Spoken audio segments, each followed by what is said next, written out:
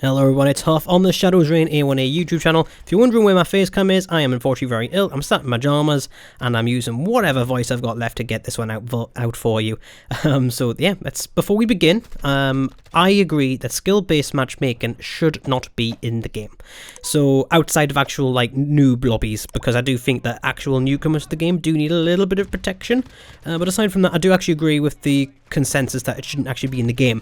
However, that doesn't mean that it's the be-all and end-all of all evils within the game, because let's be honest, it's being used as a scapegoat for shit performances. Whenever people have a bad game, oh, it's the skill-based matchmaking, or whenever people are going on who are just in bad form, oh, it's because of the skill-based matchmaking, or if there's if they're in a lobby where someone just seems to be popping off, oh, it's the skill-based matchmaking, and they're just jump to that and they have no desire to, change their classes. They're sick of kill streaks. They don't change to a kill streak destruction class like an LMG and launcher. Or they're sick of getting killed by people using ghost and suppressors and stuff like that. Well, maybe you should turn your ghost, like stuff that would be used by ghost, off. Take off your heartbeat sensors, take off your UAVs, stuff like that, and adapt to the situation that you're in. People don't adapt, and because of that, they get punished even more, and because of that, they go and blame skill-based matchmaking, when actually, it could be you. Now, is it too strong? Yes. Is it as bad as people say it is? No. Apex Legends, in my opinion, is far worse. Now, why do I say that? Well, when I do ranked, I am high gold, low plat, and that's when I just put in the base amount of effort. Like, if I did do, like, full-timed it, made it my main game, I'm pretty sure I could get diamond quite easily, but I just can't be bothered with that kind of grind, especially with the new ranked. But point is, I'm that kind of level, yeah? And when I'm with Donnie or Connor or anyone who has any semblance of Apex Legends ranked experience whatsoever, we get given predator lobbies. Now, yes, this problem is caused by skill-based matchmaking and being unable to find other predators for these people to, like, party up with and get in the same lobbies as, and all that stuff. But a game without skill-based matchmaking would look like that. It would be your average Joes, your average people who are in that gold, middle tier, lower tier, who are getting matched with all these people. Now, people think they don't want skill-based matchmaking because it'll give them easier lobbies, whereas, actually, no, for the majority of you, us, even, I should say, is that we would actually end up with harder lobbies the majority of the time. Obviously, if everyone likes to think they're better than average, let's be honest. Most of us are not. So, for the majority of people, you're not going to get easier lobbies as often as you think you would without skill-based matchmaking. This isn't the days of Call of Duty 4. This isn't the days of the original Modern Warfare 2 and all those other games in that era, Black Ops 1, etc, etc. This is a new age. We're living in an age now where kids grow up wanting to be Twitch streamers. Kids want to grow up to be YouTube content creators. They want to be professional gamers. You go and meet a kid between the ages of 5 and 15 years old. They either want to be a footballer, some form of athlete, or they want to be playing games and making money. That's how they want to live their lives. And the majority of people who are going through that phase right now, they are the casuals who will grow into the casuals and who have grown into the casuals from previous generations. And we're at this stage now where casuals who are now working, say, the 22 to 25-year-old area, who are working, say, a full-time job or studying full-time, when they're playing their games, they've got that side hustle of wanting to be the best or wanting to make content creation or wanting to be a professional gamer. You see it all the time where they've got Twitch TV in their name or YouTube in their gamer tag, and you go on their channel and they haven't uploaded in years, months even.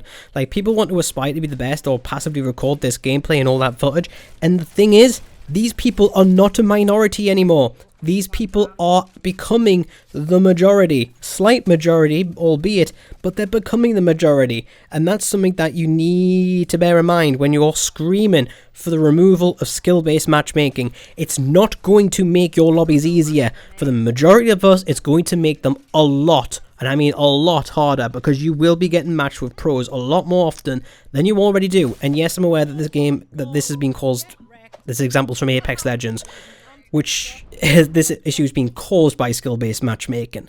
But that's, I'm using this as an example. Now, skill-based matchmaking is remediable. Look, I'm ill, okay? I can't think these words up. It's, you know, it can be remedied by partying up in Modern Warfare 2. If you've got a friend with a lower KD than yours, if you've got a couple of friends and your KDs are literally all over the place, it suits. If so long as you play the objective together, you can remedy the skill-based matchmaker in Modern Warfare 2 quite easily, in my opinion. And it's been the same for Modern Warfare 1 as well. Cold War and what was the other one? Vanguard. They were a little bit different, but Modern Warfare 2, the second you've got like a variation of KDs and win rates in your lobbies, the algorithm doesn't know where to put you, what lobbies to put you in, so you do get actually a bit more of a variety. So just something for you to bear in mind. Now, people use the argument that skill-based matchmaking, it doesn't force you to improve. I disagree. It absolutely does.